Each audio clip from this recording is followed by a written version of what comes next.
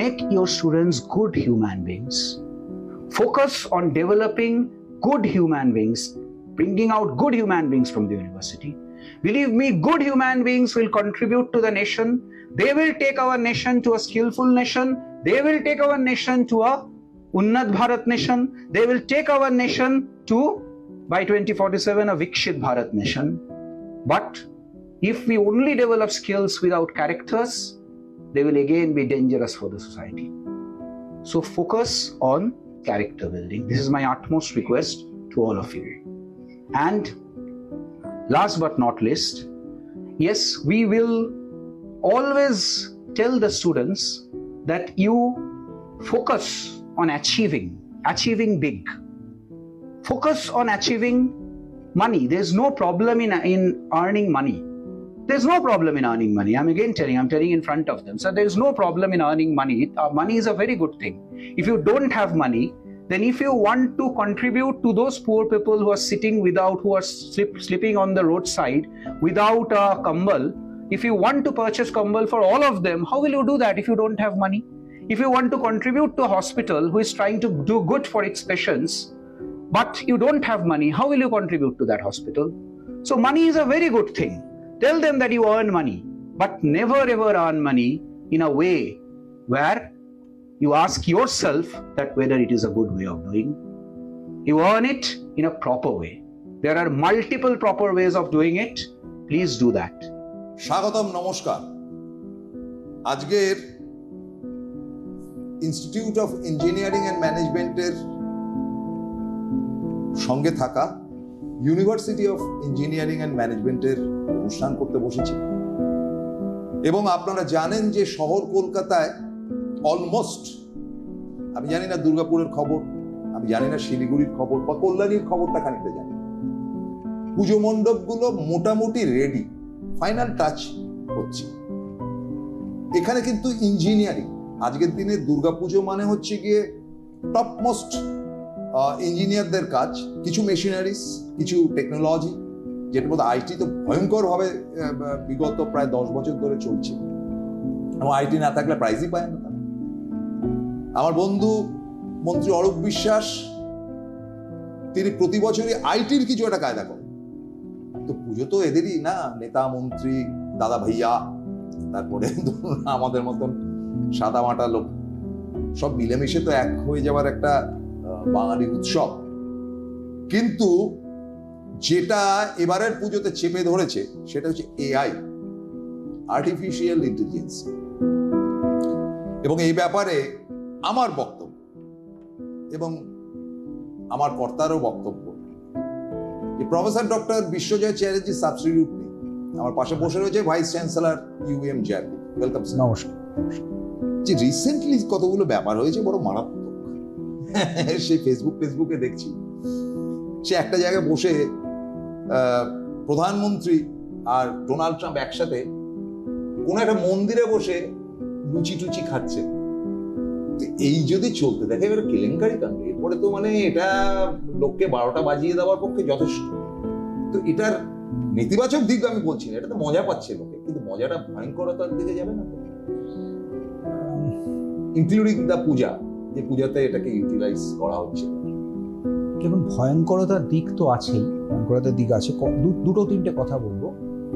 এক হচ্ছে, আপনি যে কথাটা বললেন ওটা হয়তো ভয়ঙ্কর নয়। কেন আপনাকে বলে দিচ্ছি, কারণ আপনি যখন বললেন মোটামুটি 90-95% লোক কিন্তু সঙ্গে সঙ্গে এটা বুঝে গেছে যে এরকম একটা ভিডিও এআই দিয়ে তৈরি হয়েছে, বুঝে যাচ্ছে। কাজেই এখন লোকে মোটামুটি এটা বুঝে নিয়েছে যে কোনটা সত্যি ভিডিও আর কোনটা এআই জেনারেটেড ভিডিও, এটা বোঝা যায়। এবং এই ডিপ ফেকের যে ব্যাপারটা, যে আমার মুখ দিয়ে যা খুশি একটা বলিয়ে নিল, একদম মনে হলো আমিই বলছি, এটাকে চ্যালেঞ্জ করা যায়। এবং যে এআই এর সাহায্যে ডিপ ফেকটা তৈরি করা হয়েছে, সেই এআই কিন্তু আবার বলে দেবে যে হ্যাঁ এটা ডিপ ফেক ভিডিও, এটা সত্যিকারের ভিডিও নয়। ফলে ইট ইজ চ্যালেঞ্জেবল। এবং তার ফলে আমার মনে হয় যে এআই মেড ভিডিও যেগুলো লোকে দেখে আগে সত্যি ভাবতো, সেগুলো ধীরে ধীরে ধীরে ধীরে কমে যাচ্ছে। এখন হয়তো 90% লোক একটা এআই ভিডিও দেখলেই বুঝে যায় এটা এআই দিয়ে বানানো হয়েছে। যেমন নরেন্দ্র মোদীজি এবং ডোনাল্ড ট্রাম্প একসাথে বসে একটা মন্দিরে প্রসাদ খাচ্ছে, এটা যে এআই জেনারেটেড ভিডিও, এটা দেখলে আজকের দিনে আমার মনে হয় 90% 95% লোক বুঝে যায়। এবং যদি নাও বোঝে, যদি সেটা নিয়ে কারোর বদনামের জায়গা তৈরি হয়, তাহলে হি ক্যান চ্যালেঞ্জ ইট যে এটা ডিফেক্ট ভিডিও, এবং সেটা সঙ্গে সঙ্গে আবার এআই দিয়েই বলে দেওয়া যাবে যে হ্যাঁ এটা সত্যিই ডিফেক্ট ভিডিও।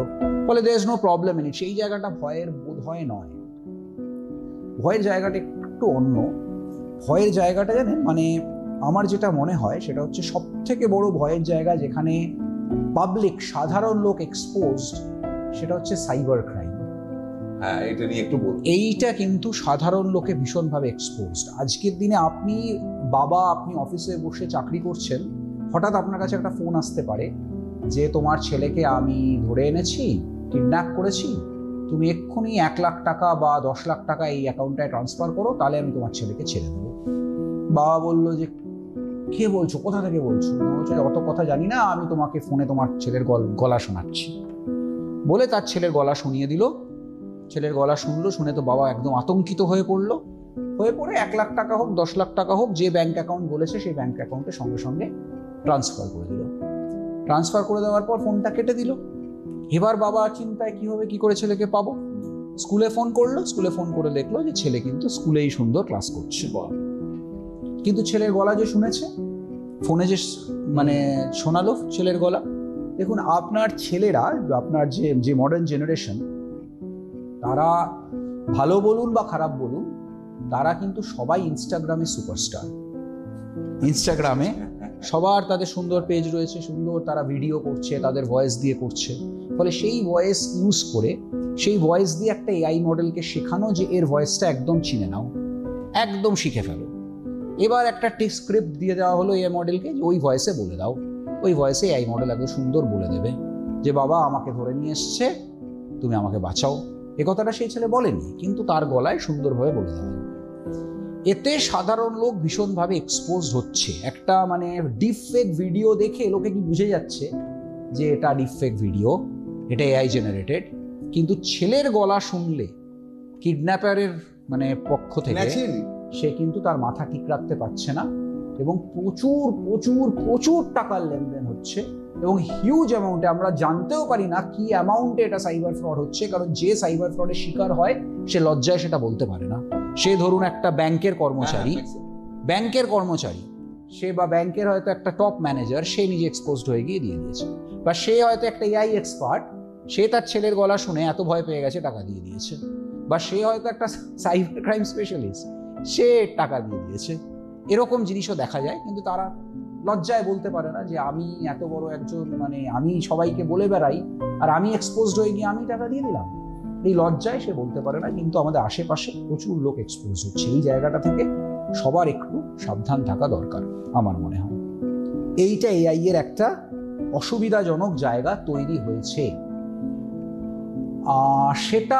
সেটা লোকে আস্তে আস্তে, কিন্তু আবার সেই পজিটিভ দিক হচ্ছে, ইতিবাচক ভাবে বলতে গেলে যে লোকে আস্তে আস্তে জেনে যাচ্ছে। আমি যেমন বললাম, এরকম কথা আরো অনেকে অনেক সময় টিভির ক্যামেরায় বা বিভিন্ন মিডিয়ার সাহায্যে বা আজকের দিনে সোশ্যাল মিডিয়ার সাহায্যে তারা বারবার এই কথা তুলে ধরেছে।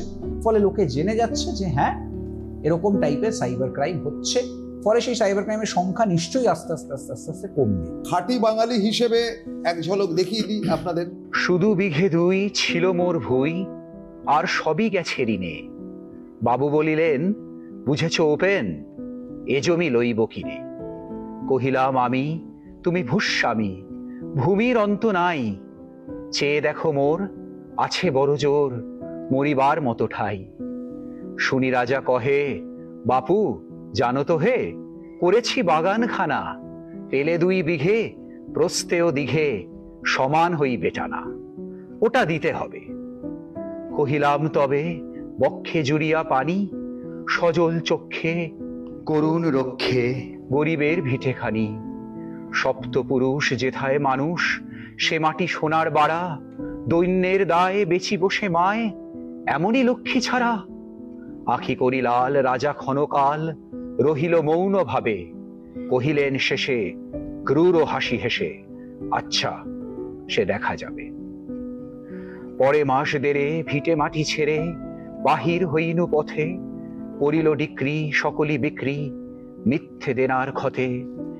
এ জগতে হায় সেই বেশি চায়, আছে যার ভুরি ভুরি, রাজার হস্ত করে সমস্ত কাঙালের ধন চুরি।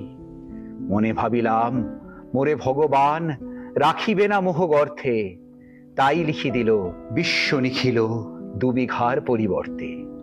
সন্ন্যাসী বেশে ফিরি দেশে দেশে, হইয়া সাধুর শিষ্য, কত হেরিলাম মনোহর ধাম, কত মনোরম দৃশ্য।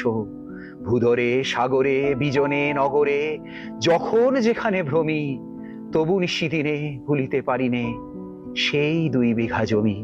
আপনি আপনার থিঙ্কিং থেকে, আপনার চিন্তা চেতনা থেকে আপনার ছাত্রছাত্রীদের এরকম একটা চমৎকার চরিত্র কি করে তৈরি করতে পারেন, বা কিভাবে তাদের চরিত্রটা রিয়েলাইজ করতে পারেন বা অনুধাবন করতে পারেন? কঠিন প্রশ্ন। সেই জন্যই প্রশ্নটা আর কি, মানে উনি ভেবে কঠিন কঠিন প্রশ্ন ভেবে আমাকে করবেন, আমি জানি। দেখুন, আইডিয়াল হিউম্যান বিং, আপনি যেটা, মানে আমি খুব গর্বিত বোধ করলাম আপনি আমাকে বললেন। আমি শুধু না, আমার অফিসের প্রত্যেকে খুবই গর্বিত বোধ করলাম। কিন্তু ব্যাপারটা হচ্ছে, দেখুন, আইডিয়াল হিউম্যান বিং আমার মনে হয় যেটা, সেটা হচ্ছে ইট ইজ ভেরি রিলেটিভ। মানে আপনার কাছে যাকে আইডিয়াল বলে মনে হয়, অন্য কারোর কাছে তাকে আইডিয়াল নাও মনে হতে পারে। যেমন ধরুন, ফর এক্সাম্পল, আমি যদি বলি সোসাইটির জন্য, আমাদের যে সমাজে আমরা বাস করি, সেই সমাজের জন্য আইডিয়াল হিউম্যান বিং কে? আমি বলবো, দেখুন, সমাজের জন্য আইডিয়াল হিউম্যান বিং সে যে তার চারিত্রিক দিক দিয়ে ভীষণ ভালো। আমি একটা ছোট এক্সাম্পল বলছি। ফর এক্সাম্পল, আমি বললাম আজকে দেখবেন একটা খুব ধুম চলে যে স্কিল ডেভেলপ করো, ডেভেলপ স্কিলস। কিন্তু আমি যে জিনিসটা সবসময় মানে মনে করি এবং অনেককে বলেছি, অনেক সময় স্টুডেন্টদের বারবার বলি, সেটা হচ্ছে, দেখুন, more important than being a skilful human being is becoming a good human being. কারণ ধরুন, আপনি একজন ডাক্তারের কথা ভাবুন, যে ডাক্তার হয়তো খুব ভালো তার হাত, সে স্কিলফুল, ভীষণ skillful, but somehow not a good human being. He is more dangerous for the society. সে সোসাইটির জন্য আরো অনেক বেশি ডেঞ্জারাস। আপনি একইভাবে ইঞ্জিনিয়ারের কথাও বলতে পারেন। একজন ইঞ্জিনিয়ার যে ভীষণ ভালো, সে ভীষণ skillful, but not a good human being. সে খুব ভালো বোম তৈরি করতে পারে, সে বোম তৈরি করতে পারে খুব ভালো, তা he is very dangerous for the society. ফলে আইডিয়াল হিউম্যান বিং বলতে আমি বলবো, সমাজের জন্য you must be a good human being, somebody who is very very good in his character. এটা হচ্ছে সমাজের জন্য আইডিয়াল হিউম্যান বিং আমার মনে হয়। You must be a very good human being and more important than your skill, you must be good. এটা সমাজের জন্য। কিন্তু ওই যে বললাম, বিভিন্ন লোকের কাছে বিভিন্ন, সমাজের জন্য তো এটা। কিন্তু আপনি যদি জেনারেলি ভাবেন যে for the growth of the nation, তাহলে আইডিয়াল হিউম্যান বিং কে? আইডিয়াল হিউম্যান বিং সে যে এন্টারপ্রাইজিং ইন নেচার, যে নিজে অন্য লোককে চাকরি দেওয়ার ক্ষমতা রাখে, তাই না? তবেই তো সে সমাজকে গড়ে তুলছে। সমাজকে কে গড়ে তুলছে? সমাজকে এন্টারপ্রেনিউররা গড়ে তুলছে। ফলে তুমি অ্যাজ আ স্টুডেন্ট, যদি কোনো স্টুডেন্ট শুনে থাকো আজকের প্রোগ্রামটা, তুমি অ্যাজ আ স্টুডেন্ট যদি ভবিষ্যতে ভাবো যে আমি একটা খুব ভালো চাকরি করব, অনেক বড় জায়গায় চাকরি করব, সেটা তোমার জন্য খুব ভালো, তোমার বাবা মার জন্য খুব ভালো, কিন্তু অ্যাজ দ্য সোসাইটি বা অ্যাজ দ্য কান্ট্রিজ নিড, তাহলে কিন্তু তোমার জন্য অনেক বেশি, কান্ট্রির জন্য অনেক বেশি প্রয়োজন যে তুমি এন্টারপ্রাইজিং ইন নেচার হলে, তোমার নিজের কোম্পানিতে তুমি লোককে চাকরি দেওয়ার ক্ষমতা রাখলে, বা তুমি যেখানে চাকরি করছো সেখানে তুমি এমন কিছু করলে, এমন কিছু ডেভেলপ করলে which creates the opportunity to recruit more human beings, more people. তাহলে কিন্তু তুমি for the development of the nation, the development of the world as a whole, development of the society as a whole, তার জন্য you are an ideal human being. আমি বলছি সবকিছু আলাদা আলাদা। আবার একইভাবে ভাবুন, বাবা মা, তার কাছে কোন ছেলে বা কোন মেয়ে আইডিয়াল হিউম্যান বিং? আপনি ভেবে বলুন। বাবা মার কাছে আইডিয়াল হিউম্যান বিং এর ডেফিনেশনটা একটু বদলে যায় না? সে তো ভাবে যে তার ছেলে এন্টারপ্রাইজিং ইন নেচার হোক না হোক, তার ছেলে যেন একটা খুব ভালো চাকরি করে এবং বাবা মার যেন টেক কেয়ার করতে পারে, নিজের যেন একটা সুনাম হয়, তার যেন একটা সুনাম হয়, সে যেন টেক কেয়ার করতে পারে তার বাবা মাকে, এবং যদি সম্ভব হয় অনেকটা সময় তার বাবা মাকে বয়সকালে দিতে পারে। ভেবে দেখুন, যে কোনো বাবা মার মাইন্ডে তো সেটাই চলে যে আমার ছেলে জীবনে ভালো করুক, খুব ভালো প্রতিষ্ঠিত হোক, আর বেশ কিছুটা সময় যেন আমায় দিতে পারে। এই জিনিসগুলোই তো সে একটা বাবা মা ভেবে দেখে তার ছেলের জন্য। কতটা সময় তাকে দিতে পারে চেয়েও হয়তো বেশি যে সে ডেভেলপ, সে নিজে একটা প্রতিষ্ঠিত মানুষ হোক, সেটা হয়তো তার বাবা মা হবে, যেটা কিন্তু একটু আলাদা ফ্রম দ্য সোসাইটির কাছে আইডিয়াল হিউম্যান বিং যেটা, সেটা থেকে একটু আলাদা। আবার আপনি এটাও ভাবুন, একটা ইন্ডাস্ট্রির কাছে আইডিয়াল হিউম্যান বিং কে? একটা ইন্ডাস্ট্রির কাছে who is an ideal human being? He who can develop for the industry right from day one, যে 1 নম্বর দিন থেকে ইন্ডাস্ট্রির জন্য বানাতে পারে। আমাদের কাছে আমরা সাধারণত যে খেলাগুলো দেখে থাকি তাই cricket, football and maximum tennis, Wimbledon and others. Wimbledon tennis খেলতে গেলে তাকে ইংরেজি জানতেই হবে, সে ফ্রেঞ্চে থাকুক আর ইয়েতে থাকুক, স্প্যানিশ হোক, নো আদার ল্যাঙ্গুয়েজ শিখতেই হবে, তা না তো টেনিস র্যাকেটে হাত দিতে পারে। এক।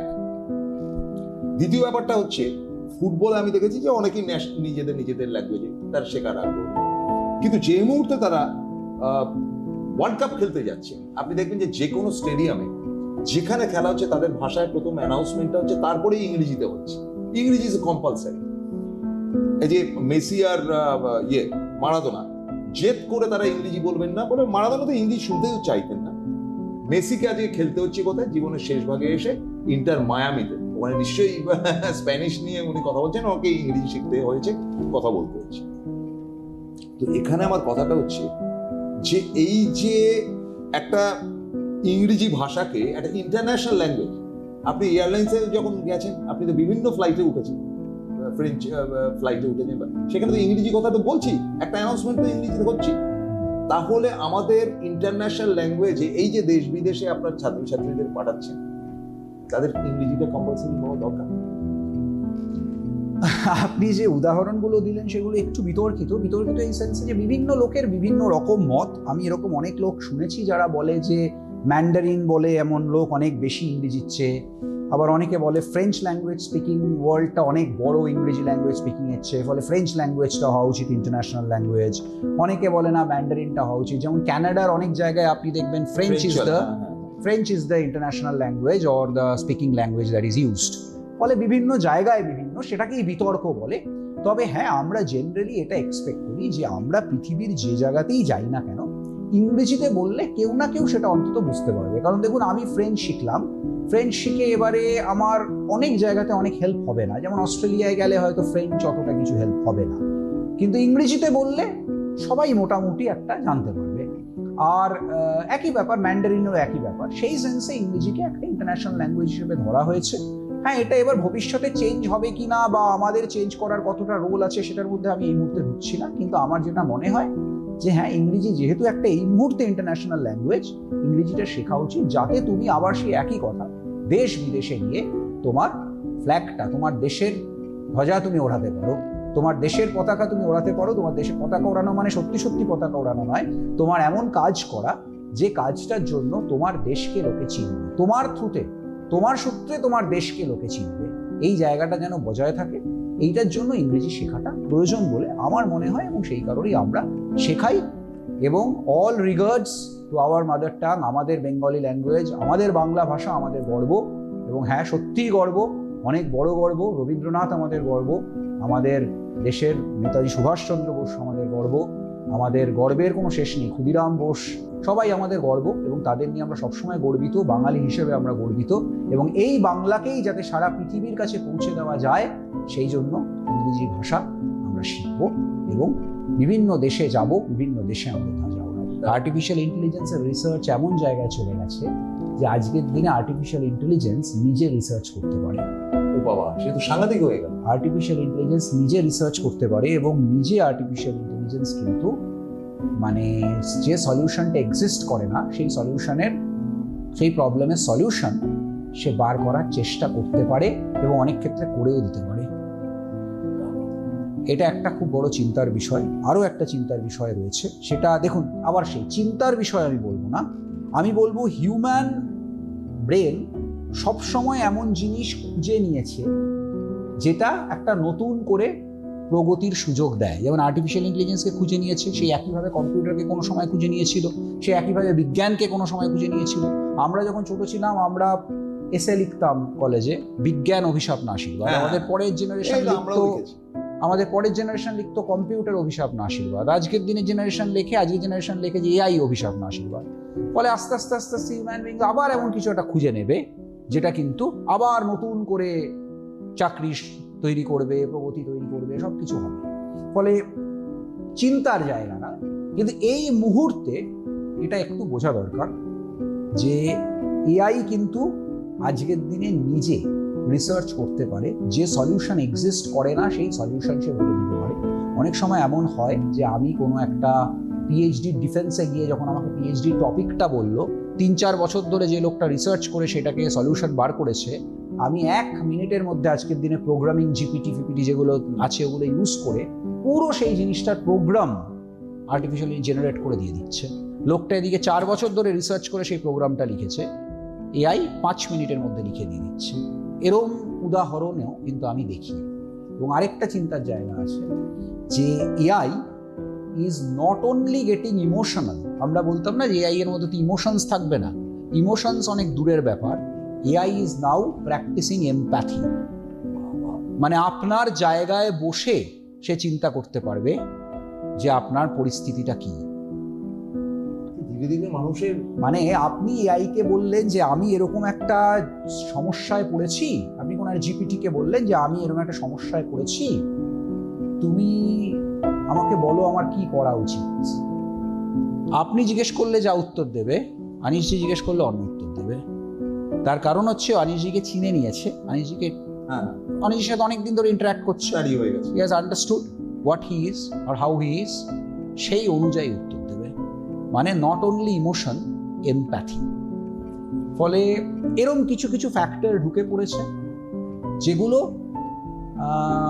মানে আমাদের থট প্রসেসকে একটু নাড়িয়ে দিতে পারে। আজকের দিন লোকের এখনো সেটা এতটা এখনো তাহলে তো যত দিন যাবে সেটা আরো অ্যাডভান্স হবে তো হবে এবং সেটা অচেনা লোকের সম্বন্ধে বলে কি করে দেবে? অচেনা লোককে যে চেনে না তার সম্বন্ধে আপনি বলতে পারেন। ব্যাপারটা বুঝুন, যেটা মানুষ পারে আর্টিফিশিয়াল ইন্টেলিজেন্স ততটা পারবে। মানুষ যা পারে না তা আর্টিফিশিয়াল ইন্টেলিজেন্স ছাড়িয়ে গিয়ে পারবে। সেটা টাইমের দিক দিয়ে পারতে পারে, যে মানুষ 5 মিনিটে পারে, আর্টিফিশিয়াল 1 মিনিটে পারে, সেটা হতে পারে। কিন্তু যেটা মানুষ পারেই না সেটাও পারবে করে, যাকে চেনে না তার সম্বন্ধে বলতে পারে, সেটা অন্য জিনিস হয়ে গেল।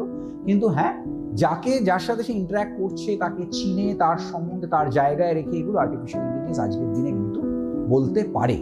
ফলে এইসব জায়গাগুলো থেকে আমাদের একটু খেয়াল রাখতে হবে, আমাদের একটু বুঝে সেই অনুযায়ী কাজ করতে হবে, সেই অনুযায়ী চলতে হবে। তবে আমি মনে করি in the long run artificial intelligence আমাদের জন্য নিশ্চয়ই আশীর্বাদ। তার কারণ হচ্ছে যে আমরা অনেক কিছু অনেক সহজে করে ফেলতে পারছি। জানেন, আগের দিনে যখন ধরুন সে ফর এক্সাম্পল স্পেন থেকে একটা ইমেল আসতো, বা অত দূর যেতে হবে না, মিডল ইস্ট অব্দি যান, মিডল ইস্ট থেকে একটা ইমেল আসতো, আমরা এক্সপেক্ট করতাম ইমেলটাকে বুঝতে আমার একদম ঘাম ছুটে যাবে, এত খারাপ ইংরেজিতে লেখা থাকবে ওটা আমি কিছু বুঝতেই পারবো না, বুঝতে আমার অনেক সময় লাগবে। আজকের দিনে একদম পরিষ্কার ভাষায় সুন্দর ইংরেজিতে ইমেল আসে। তার কারণ ইমেলগুলো ড্রাফটিং তো সব এআই করে দিয়েছে, কিন্তু ওই লোকগুলো তো সেই এআই এর সাহায্যে সুন্দরভাবে ড্রাফটিং করছে।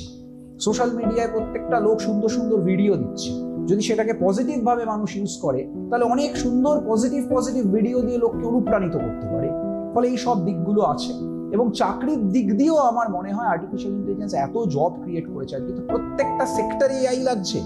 ফলে আজকে এআই এর সফটওয়্যার বানানোর এত রিকোয়ারমেন্ট, এত হিউজ রিকোয়ারমেন্ট, সেই রিকোয়ারমেন্ট কিন্তু যত জব লস হয়েছে তার চেয়ে অনেক বেশি। এবারে বলবেন তাহলে সেই জবগুলো আমরা পাচ্ছি না কেন? এই কারণে পাচ্ছেন না, তার কারণ হচ্ছে সবাই এআই জানে না। ধরুন আজকের দিনে হয়তো আমি জানি না, আমি একটু বাড়িয়েই বলছি, হয়তো 10% লোক এআই ইউজ করতে জানে, তাও বোধহয় বেশি হয়ে গেল ফিগারটা, তার চেয়েও কম হবে। 5 to 10% লোক এআই ইউজ করতে জানে। আর এআই মডেল ট্রেন করতে জানে, মানে এআই তৈরি করতে জানে, এটা হয়তো 0.0001%। কিন্তু সেই এআই মডেল তৈরি করার এত রিকোয়ারমেন্ট সেটা যদি লোকে শেখে তাহলে সবাই জব পেয়ে যাবে। কিন্তু সেই জবটা, যে জবগুলো চলে যাচ্ছে বিকজ অফ এআই, সেই জবগুলো এখনো রিপ্লেসড এই কারণে হচ্ছে না কারণ এআই মডেল তৈরি করার অত লোক তৈরি হয়নি। কিন্তু ইন দ্য লং রান আমি মনে করি 5 বছরের মধ্যে বা আসছে 10 বছরের মধ্যে বা 5 বছরের মধ্যেই রাদার, যে আমরা আমাদের সমস্ত কলেজে যেভাবে এআই মডেল ট্রেন করা শেখাচ্ছি, বা এত সুন্দর সুন্দর কোর্স ইন্টারনেটে এসে গেছে, বা বড় বড় কোম্পানিজ লাইক গুগল, মাইক্রোসফট এত সুন্দর সুন্দর ইনিশিয়েটিভ নিয়েছে to teach people how to train AI models, how to build AI models, সেগুলো যখন সব লোক আস্তে আস্তে শিখে যাবে তখন প্রচুর জব ক্রিয়েটেড হবে, এবং জব ক্রিয়েটেড অলরেডি হয়েছে, সেই জবগুলো লোকে পাবে। এবং তাতে আমার মনে হয় যে যে এআই যেসব জবগুলো নিয়ে নিয়েছে সেই জবের ঘাটতিটা আমার মনে হয় পূরণ হবে। দেখুন, আমাদের কলেজে, আমি এই কথাটা আগেও বলেছি, আমাদের কলেজে আমরা সব স্টুডেন্টদেরকে না অনলাইন লার্নিংয়ের ফ্রি লাইসেন্স দিই। তার মানে সব স্টুডেন্ট চাইলে আজকে 4th ইয়ার পাস আউট হওয়ার আগে বা 3rd ইয়ারে পাস আউট হয়ে যাওয়ার আগে সে চাইলে 10টা MITর কোর্স, 10টা হার্ভার্ডের কোর্স, 10টা গুগলের কোর্স, 20টা মাইক্রোসফটের course, n number of courses from n number of organisations কিন্তু একটা স্টুডেন্ট পড়তে পারে free of cost, and the certificate also comes to them free of cost. হঠাৎ এটা কিভাবে রিলেটেবল আপনার প্রশ্নের সাথে? এই একই জিনিসটা এখন আমরা আমাদের অ্যালুমনিদের করে দিয়েছি। আমরা আমাদের সব অ্যালুমনি মেম্বারদের, যে বাইরে গেলেন ওরা তো অনেক আগেই এগুলোকে শিখে ফেলেছে। Not necessary. আমরা অনেক এগিয়ে আছি, এগুলো একদম ভুল কথা। আমরা যেটা বলছিলাম যে আমরা আমাদের সমস্ত অ্যালুমনি মেম্বারদের অনলাইন লার্নিং এর ফ্রি লাইসেন্স দিয়ে দিয়েছি, শুধু এক্সিস্টিং স্টুডেন্টদের না। কোনো এক স্টুডেন্ট ভাবুন 20 বছর আগে পাস আউট হয়ে বেরিয়েছে আমাদের IM থেকে বা UM থেকে, 20 বছর আগে যে ছেলেটা পাস আউট হয়েছে আজকে সে ফ্রি অনলাইন লার্নিং এর লাইসেন্স পেয়েছে, যার থ্রুতে সে 100টা MITর কোর্স, 200টা হার্ভার্ডের কোর্স সে অ্যাবসলিউটলি ফ্রি অফ কস্ট করতে পারছে।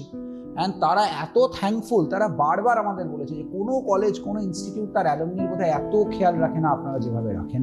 মানে আমরা কবে পাস আউট হয়ে বেরিয়ে গেছি, আজকেও আপনারা আমাদের ফ্রি লাইসেন্স দিচ্ছেন।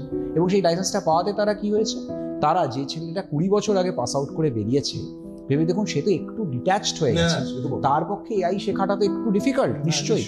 সে সেই লাইসেন্সটা পেয়ে খুব সহজে মানে পৃথিবীর শ্রেষ্ঠ টিচারদের কাছ থেকে অনলাইনে এআই শিখতে পাচ্ছে, জেন এআই শিখতে পাচ্ছে, এজেন্টিক এআই শিখতে পাচ্ছে, নতুন নতুন অ্যাপ, চ্যাট-জিপিটি মানে বেস্ট অফ ভার্সনস ইউজ করছে, প্রড ইউজ করছে, কত রকমের এআই সফটওয়্যার তারা ইউজ করতে শিখছে। এবং এআই সফটওয়্যার সে মানে ওই মানে যেহেতু সে লাইসেন্সটা পেয়েছে, সে দ্য বেস্ট অফ টিচার্সদের থেকে শিখছে, শিখে is becoming compatible for the industry again. সে যেটা তার ভ্যালু একটু কমে যাচ্ছিল, 20 বছর আগে পাস আউট হয়েছে, সে অতটা মানে হয়তো এআই নিয়ে অতটা ওয়াকিবহাল ছিল না, আজকে সে ওয়াকিবহাল হয়ে যাচ্ছে, ফলে he is becoming more relevant for the industry. তার মানে আমাদের যেসব অ্যালুমনিরা IMEM গ্রুপ থেকে পাস আউট হয়েছে, তারা 20 বছর আগেই পাস আউট হোক আর 10 বছর আগেই পাস আউট হোক, they are getting very very relevant for the industry. আজকের মতো বিদায় নিচ্ছি। Thank you very much. নমস্কার।